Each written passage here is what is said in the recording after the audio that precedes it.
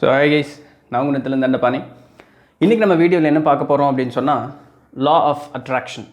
இப்போ இந்த அட்ராக்ஷன் அப்படிங்கிற அந்த ஒரு வார்த்தை நம்ம பார்த்தோன்னு என்ன நினச்சிக்கிறோம் அப்படின்னு சொன்னால், யாரோ ஒரு பையன் பொண்ணு இல்லை ஒரு பொண்ணு பையன் வந்து அட்ராக்ட் ஆகிக்கிறது அப்படின்னு சொல்லிட்டு அது வந்து ரொம்ப சின்ன அட்ராக்ஷன். இந்த லா ஆஃப் அட்ராக்ஷன் அப்படிங்கிறது வந்து ரொம்ப பெருசு. எந்தளவுக்கு ரொம்ப பெருசு அப்படின்னு சொன்னால் யூனிவர்சல் லெவலில் ரொம்ப பெருசு, மொத்த பிரபஞ்சத்தளவுக்கு ரொம்ப பெருசு. அப்படின்னா என்ன, இந்த லா ஆஃப் அட்ராக்ஷன் வச்சு என்ன பண்ணலாம்?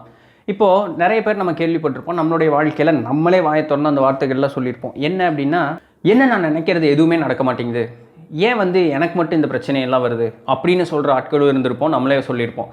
அதே நேரத்தில் நான் நினச்சது எல்லாமே கரெக்டாக நடக்குதுங்க, நான் நினச்ச மாதிரியே நடக்குதுங்க, எனக்கு வேணுங்கிறது எல்லாமே நல்லபடியாக நடக்குதுங்க அப்படின்னு சொல்கிற ஆட்களையும் நம்ம வந்து பார்த்துருப்போம், நம்மளே ஒரு சில நேரம் சொல்லியிருந்திருப்போம். இது எப்படி நடக்குது, இது ரெண்டுக்குள்ளே உண்டான டிஃப்ரென்ஸ் என்ன? ஒரே ஆள் தான், இந்த ஒரே ஆள் வந்து இந்த ரெண்டு விஷயத்தையுமே சொல்லியிருப்பாங்க. அது எப்படி இந்த ஒரே ஆள்னால அந்த ரெண்டு விஷயத்தையும் அவங்களால சொல்ல முடியுது? இந்த விஷயத்துக்கு பதில் சொல்கிறது தான் வந்து லா ஆஃப் அட்ராக்ஷன். தொடர்ந்து இந்த வீடியோ பாருங்கள், நிறைய சுவாரஸ்யமான விஷயங்கள் பார்ப்போம். ஸோ இந்த லா ஆஃப் அட்ராக்ஷன் அப்படிங்கிறது என்ன அப்படின்னு பார்க்கும்பொழுது, நம்ம என்ன மனசில் நினைக்கிறோமோ அதை வந்து நம்மளால் செய்ய முடியும் அப்படிங்கிறது தான் வந்து இந்த லா ஆஃப் அட்ராக்ஷன். இது வந்து சயின்ஸ் லெவல்லையும் எல்லாருமே வந்து ஒத்துக்கிறாங்க. நம்ம மனசில் என்ன நினைக்கிறோம் அப்படிங்கிறதுடைய அழுத்தம், அதனுடைய ஆழம் எந்த அளவுக்கு இருக்கோ அந்த அளவுக்கு நம்ம நினைக்கக்கூடிய காரியம் சீக்கிரம் நிறைவேறும் அப்படிங்கிறது வந்து சொல்கிறாங்க. ஃபார் எக்ஸாம்பிள் எப்படி சொல்லணும் அப்படின்னு சொன்னால், சரி எனக்கு வந்து ஒரு பெரிய பணக்காரன் ஆகணும் அப்படின்னு ஒரு ஆசை, அது ஒரு ஆசை, சரிங்களா? இதுக்கு வந்து உழைக்கணும் அதெல்லாம் ரெண்டாவது பக்கம் இருக்கட்டும், என் மனசில் அந்த ஒரு விஷயம் ஆழமாக பதிஞ்சிருக்கு, அது ஒன்று எனக்கு வந்து பயங்கரமாக பணக்காரன் ஆகணும் அப்படிங்கிற ஒரு விஷயம். இப்போ இந்த பணக்காரன் ஆகிறோம் அப்படிங்கிற விஷயத்துக்கு வந்து நம்ம வந்து வேலை செய்கிறோம். இந்த வேலை செய்கிற இடத்துலலாம் வந்து நம்மளுக்கு அதிகமாக காசு பணம் கிடைக்கிறதுக்கும் நம்மளுக்கு பாப்புலாரிட்டி அதிகமாக கிடச்சி எல்லாத்தோடைய கவனம் நம்ம மேலே திரும்பணும் அப்படிங்கக்கூடிய இந்த மாதிரி நிறைய ஃபேக்டர்ஸ் இருக்குது. சும்மா டக்குன்னு அப்படி பணக்காரன் ஆக முடியாது இல்லைங்களா? ஸோ இந்த ஃபேக்டர்ஸ் எல்லாமே நம்மளுக்கு சாட்டிஸ்ஃபை ஆகிட்டே வரணும். இப்போ நம்ம வேலை செய்ய போகக்கூடிய இடத்துல வந்து நம்மளை பார்த்து எல்லாருமே வந்து செமையானாலியா அப்படின்னு வந்து ஒரு வார்த்தை சொல்லணும், ஒரு ஹையர் லெவலில் இருக்கவங்களை வந்து நம்மளை பார்த்து அப்ரிஷியேட் பண்ணணும். அப்போ இந்த மாதிரி சுச்சுவேஷன்ஸ் எல்லாமே வந்து நம்மளுக்கு பாசிட்டிவாகவே நடந்துட்டு வரணும் அப்படின்னு சொன்னால், தினமும் காலையில் எந்திரிச்சோன்னா நம்ம என்ன நினைக்கிறோம், இன்றைக்கி நாள் வந்து ரொம்ப நல்ல நாளாக இருக்கும், நம்மளுக்கு தெரியும் இன்றைக்கி நாள் ஒரு பஞ்சாயத்து இருக்குதுன்னு சொல்லிட்டு, இருந்தாலுமே எனக்கு எந்த விதமான ப்ராப்ளமும் வராது, எனக்கு வந்து இன்றைக்கி நாள் வந்து ஒரு ரொம்ப நல்ல நாளாக தான் இருக்க போகுது, நான் நினச்ச காரியங்கள் எல்லாமே சக்ஸஸ்ஃபுல்லாக நடக்க போகுது, நான் நினச்ச மாதிரியே சக்ஸஸ்ஃபுல்லாக நடக்க போகுது அப்படின்னு சொல்லிட்டு நீங்கள் வந்து பயங்கர ஆழமாக மனசில் நினச்சிட்டு போகிறீங்கன்னு வச்சுக்கோங்களேன். உண்மையாலுமே அன்றைக்கி நீங்கள் ஆஃபீஸ் போனீங்க அப்படின்னு சொன்னால் உங்களுக்கு இருக்க பிரச்சனை வந்து ஒன்றுமே இல்லாமல் போயிடும். உங்களுக்கு நடக்கிறது எல்லாமே உங்களுக்கு சுத்தமாக பாசிட்டிவாக தான் நடக்குமே தவிர எது விதமான நெகட்டிவாக நடக்காது. நீங்கள் எப்படி ஒரு ஃபேம் அண்ட் நேம் எப்படி வேணும் அப்படின்னு நினச்சிங்களோ அதே மாதிரி உங்களுக்கு எல்லாமே கிடைக்கப்பெறும். அப்போது over a period of time தொடர்ந்து இந்த எண்ணம் உங்கள் மனசில் இருந்துகிட்டே இருக்குது அப்படின்னு சொன்னால், over a period of time நீங்கள் நினச்ச அந்த பணக்காரன் அப்படிங்கக்கூடிய அந்த சுச்சுவேஷனை ஸ்டேட்டஸை நம்ம வந்து அடைஞ்சிடலாம் அப்படின்னு சொல்கிறதா வந்து லா ஆஃப் அட்ராக்ஷன். அதாவது நீ என்ன நினைக்கிறாயோ அது போலவே நீ ஆவாய் அப்படின்னு சொல்கிறது. இன்றைக்கி நீ இருக்கக்கூடிய ஸ்டேட் என்ன அப்படின்னு சொன்னால், இப்போ நீ இருக்கக்கூடிய நிலை அப்படிங்கிறது எதை பொறுத்து இருக்குது அப்படின்னு சொன்னால், நம்ம அப்பா அம்மா சகோதரர் ஃப்ரெண்ட்ஸு சரௌண்டிங்ஸ் பொறுத்து கிடையவே கிடையாது அப்படின்னு சொல்கிறாங்க. எதை பொறுத்து இருக்குது அப்படின்னு சொன்னால், நான் என் மனசில் என்ன நினச்சிருக்கனோ அதை பொறுத்து தான் நான் இன்றைக்கி இருக்கக்கூடிய சுச்சுவேஷன் அமையுது அப்படின்னு சொல்கிறது தான் வந்து லா ஆஃப் அட்ராக்ஷன். சரி, இப்போது நம்ம என்ன சொல்லுவோம் வழக்கமாக, ஒரு காரியம் நடந்துருச்சு அப்படின்னு சொன்னால் ஆண்டவன் புண்ணியத்தில் நடந்துருச்சு அப்படிங்கிற ஒரு வார்த்தை சொல்லுவோம் இல்லைங்களா? இந்த ஆண்டவன் புண்ணியம் அப்படிங்கிறது என்ன? அந்த கேள்வி நம்ம கேட்குறதே இல்லை. இந்த சாமி அப்படின்னு சொன்னால், சாமி பற்றி கேள்வி கேட்டால் சாமி கண்ணை குத்திடும் அப்படின்னு சொல்லிடுறாங்க, சின்ன வயசுலேருந்தே சொல்லி வளர்த்திடுறாங்க. அப்போது இந்த ஆண்டவன் புண்ணியம் அப்படிங்கிறது என்ன? அது என்ன புண்ணியம், அது என்ன ஆண்டவன் புண்ணியம்?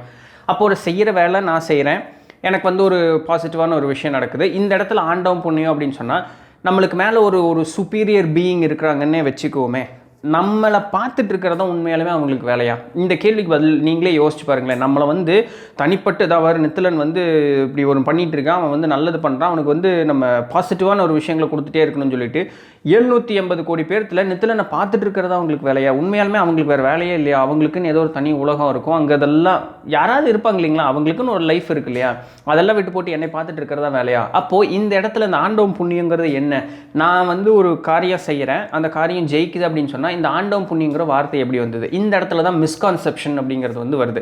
என்ன அப்படின்னு சொன்னால், நம்ம ஏற்கனவே நிறைய வீடியோஸில் பார்த்துட்டோம், கடவுள்னா யார், கடவுளினுடைய உருவம் எப்படி இருக்கும், கடவுளினுடைய சைஸு, அவருடைய அந்த அளவு எவ்வளோ பெருசு இருக்கும் அப்படிங்கிறது எல்லா விஷயமே நம்ம நிறைய பழைய வீடியோலேயே வந்து பார்த்துருக்கோம். அப்போது கடவுள் அப்படிங்கிற ஒரு விஷயம் வந்து நம்மளுக்குள்ளே தான் இருக்குது அப்படிங்கும்பொழுது, நான் திரும்ப சொல்கிறேன், இருக்காரு அப்படிங்கிற நான் சொல்லலை, இருக்குன்னு தான் சொல்லிட்டு இருக்கேன். அப்போது அந்த ஆண்டவன் கடவுள் அப்படின்னு சொல்கிறது வந்து நம்மளுக்குள்ளே தான் இருக்குது அப்படிங்கும்பொழுது, நம்ம தொடர்ந்து பாசிட்டிவாக நினச்சிட்டு என்னால் இந்த விஷயம் முடியும், இந்த விஷயம் வந்து நான் நினச்ச மாதிரியே நடக்கும் அப்படின்னு தொடர்ந்து பாசிட்டிவாக நினச்சிட்டா அந்த விஷயத்தை நீங்கள் அடையிறதுக்கு உண்டான வேலைகள் செய்யும்பொழுது அந்த விஷயம் பாசிட்டிவாக வருது. இப்போ சொல்லுங்களேன், ஆண்டவன் புண்ணியம் அப்படின்னு சொல்கிறது, புண்ணியங்கிறது நீங்கள் செஞ்சதுக்கு உண்டான விளைவு, கர்மம்னு வச்சுக்கலாமா, நீங்கள் செஞ்ச வேலைக்குண்டான ஒரு ஊதியம், அதுதான் வந்து புண்ணியம். இப்போ இந்த ஆண்டவன் அப்படிங்கிறது யார்? உங்களுக்கு உள்ளே இருந்த அந்த ஒரு பாசிட்டிவான ஒரு ஃபீலிங் இருக்குது பார்த்தீங்களா, அதுதான் ஆண்டவன். அப்போ ஆண்டவன் புண்ணியங்கிறது என்ன? நீங்கள் செஞ்ச அந்த பாசிட்டிவான ஒரு விஷயம், ஒரு பாசிட்டிவான தாட்டு உங்களுக்கு நீங்கள் எதிர்பார்த்த மாதிரி ஒரு காரியத்தை ஜெயிச்சு கொடுத்துருக்கு அப்படிங்கிறதான் வந்து ஆண்டவன் புண்ணியம்னு சொல்கிறதே தவிர, மேலே யாரோ நின்றுட்டு பாவங்க நிஜமாலுமே அப்படி மேலே யாராவது உண்மையாலுமே இருந்துட்டு இருந்தாங்க, கொஞ்சம் எதை பண்ணினாலும் நல்லதோ கெட்டதோ அவங்க மேலே தூக்கி பழிய போட்டுறோம். ஏன் அப்படின்னா நம்ம தப்பிச்சுக்கணும் அப்படிங்கிறதுக்காக தான்.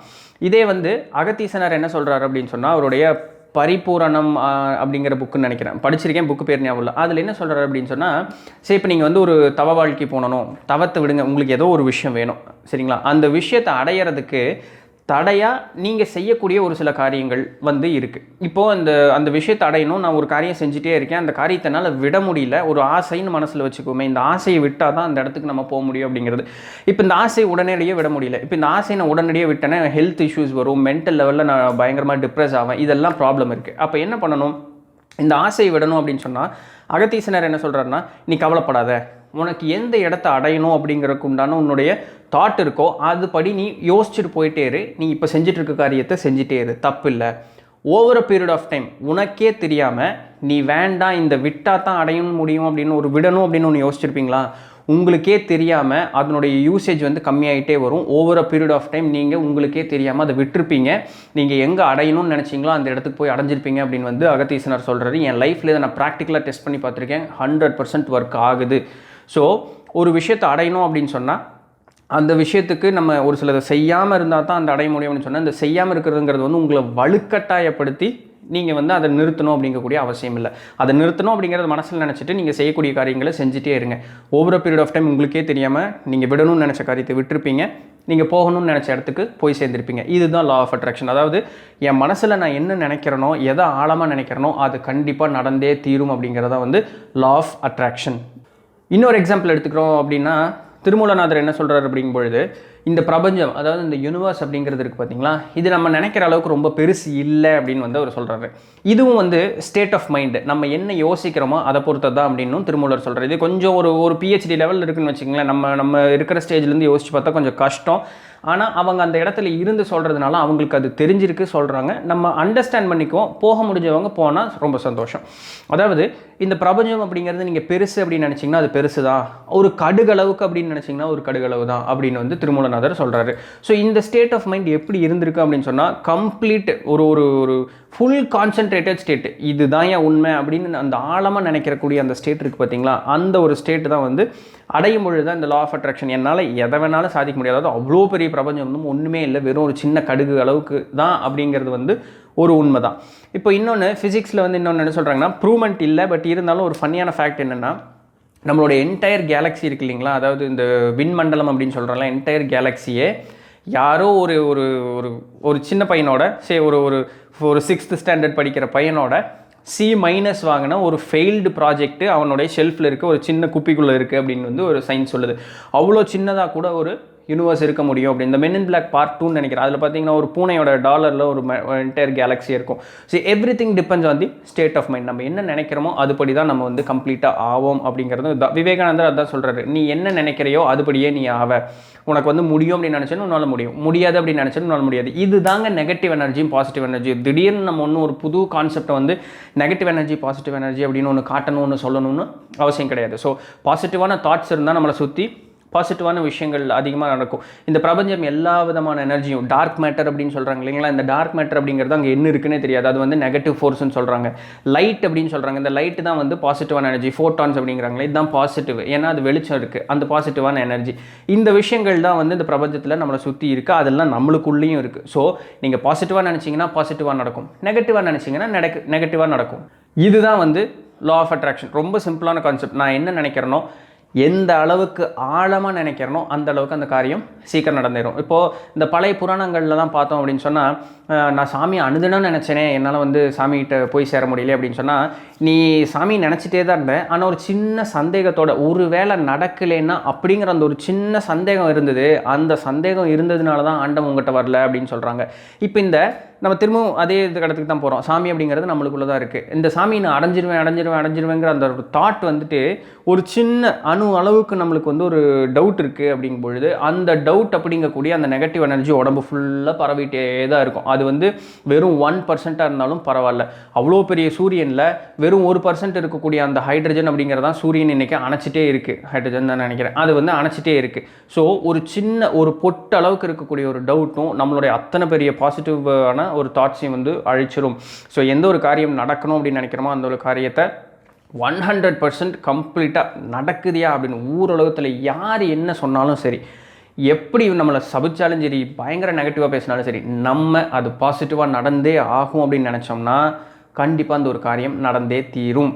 ஸோ இதுதான் வந்து லா ஆஃப் அட்ராக்ஷன் அப்படின்னு சொல்லக்கூடிய அந்த ஒரு கான்செப்ட். ஸோ இது வந்து இன்னும் கொஞ்சம் சயின்ஸ்னால் ப்ரூவ் பண்ண முடியலன்னா ஒரு மாதிரி தோராயமாக அக்செப்ட் பண்ணிக்கிறாங்க. என்ன அப்படின்னு சொன்னால் எக்ஸ்ட்ரா சென்சரி பெர்செப்ஷன் அப்படின்னு சொல்கிறாங்க இல்லைங்களா. முன்னாடி நடக்க போகிறத வந்து நம்மளுக்கு இப்போவே தெரிஞ்சிடும் அப்படின்னு சொல்லக்கூடியது. அதாவது இந்த மைண்ட் வேவ்ஸ் தான் எல்லாமே. நம்ம வந்து இந்த யூனிவர்ஸ் கூட கம்ப்ளீட்டாக கனெக்ட் ஆகிருப்போம். ஸோ நம்ம யோசிக்கிறது எல்லாமே இந்த காலையில் நேரத்தில் ஒரு 4 மணிக்கு எந்திரிச்சு நம்ம என்ன வேணும் அப்படிங்கிறத நினைக்கிறோமோ, உட்காந்து தியானம் பண்ணுறோமோ, நம்ம வேணுங்கிறத கம்ப்ளீட்டாக அப்படி ஃபுல் ஃபோர்ஸில் ஒரே மனசில் ஒரே ஒரு விஷயத்த நடக்கணும் அப்படின்னு சொல்லிட்டு நினச்சிட்டு அதை சொல்லிகிட்டே இருந்தோம்னா அந்த காரியம் நடக்கும் அப்படின்னு சொல்கிறாங்க. ஏன் அப்படின்னா காலையில் 4 மணி அப்படின்னு சொல்கிறது பிரம்ம முகூர்த்தம் அப்படிங்கிறாங்க. பிரம்மன்னா என்ன? படைப்பு கொண்டான கடவுள். இங்கே படைப்பு அப்படிங்கிறது என்ன? ஹியூமன்ஸுக்கு படைப்பு அப்படின்னு தேவைப்படுறது ஆக்சிஜன். சரிங்களா? இந்த ஆக்சிஜன் வந்து காலையில் 4 மணி 3:30 மணிலேருந்து 6 மணி வரைக்கும் பயங்கர என்ரிச்சாக இருக்கும். ஓசோன்லேருந்து ஆக்சிஜன் லெவல் கீழே வந்து இறங்கி நின்றுட்டு இருக்கும். அந்த நேரத்தில் நம்ம அதிகமாக மூச்சு விடும்பொழுது நம்ம உடம்புல இருக்கக்கூடிய செல்ஸ் எல்லாமே ஃபுல் பூஸ்டப் ஆகிருக்கும். அந்த ஒரு காரணத்தினால நம்ம மைண்ட் வந்து கம்ப்ளீட்டாக ரிலாக்ஸ்டாக இருக்கும். தவிர சரௌண்டிங் வந்து ரொம்ப காமாக இருக்கும். இந்த நேரத்தில் நம்ம என்ன மனசில் நினைக்கிறோமோ அந்த காரியம் ஈஸியாக நிறைவேறும் அப்படிங்கிறது வந்து சொல்கிறாங்க. இதுதான் வந்து சாமி வந்து காலையில் 4 மணிக்கு பூலோகத்தில் வந்து இறங்கி நின்றுட்டுருப்பாங்க. ஸோ தேவர்கள் எல்லாம் அங்கே நின்றுட்டுருப்பாங்க. மனிதர்கள் வந்து அந்த நேரத்தில் எந்திரிச்சு வேண்டுனா அவங்களுக்கு வரம் கொடுப்பாங்க அப்படின்னு சொல்கிறாங்க. தேவர்கள் சாமி உயிர் கொடுக்குறவங்க அப்படின்னு சொல்கிறது ஆக்சிஜன். ஸோ அந்த ஆக்சிஜன் தான் வந்து அந்த லெவல் வந்து கீழே இறங்கி நின்றுட்டுருக்கும். அந்த கண்டென்ட் வந்து நம்மளை வந்து நம்ம நினைக்கக்கூடிய பயங்கரமாக மூளையெல்லாம் என்ரிச்டாகி செல்ஸ் எல்லாம் என்ரிச்டாக இருக்கும்போது நம்மளுடைய தாட் ப்ராசஸ் மைண்ட் வேவ்ஸ் அப்படின்னு சொல்லக்கூடிய நம்மளுடைய வேவ்ஸ் எல்லாமே வந்து ஈஸியாக அந்த இடம் ஃபுல்லாக ஸ்ப்ரெட் ஆக ஆரம்பிக்கும். நம்மளை சுற்றி ஒரு பாசிட்டிவ் ஒரு பாசிட்டிவ் எனர்ஜி ஃபில் ஆயிரும். நம்ம நினைக்கக்கூடிய காரியம் சீக்கிரமாக நடந்தேறும் அப்படிங்கிறது தான் அதோடைய கான்செப்டே தவிர மித்தபடி வேறு எந்த விதமான கான்செப்டும் கிடையாது. ஸோ நான் வளவலன்னு பேசி அதிகமாக வீடியோவை நீட்ட விரும்பல. லா ஆஃப் அட்ராக்ஷனுங்கிறது தான் உங்களுக்கு புரிஞ்சிருக்குன்னு நினைக்கிறேன். ஸோ இந்த வீடியோ உங்களுக்கு பிடிச்சிருக்குன்னு நினைக்கிறேன். கண்டிப்பாக உங்கள் ஃப்ரெண்ட்ஸ் அண்ட் ஃபேமிலிக்கு வந்து ஷேர் பண்ணுங்கள். சப்ஸ்கிரைப் பண்ணாதவங்க கண்டிப்பாக சப்ஸ்கிரைப் பண்ணுங்கள். நிறைய விதமான இன்ட்ரெஸ்டிங் வீடியோஸ் எல்லாம் நம்ம பார்ப்போம்.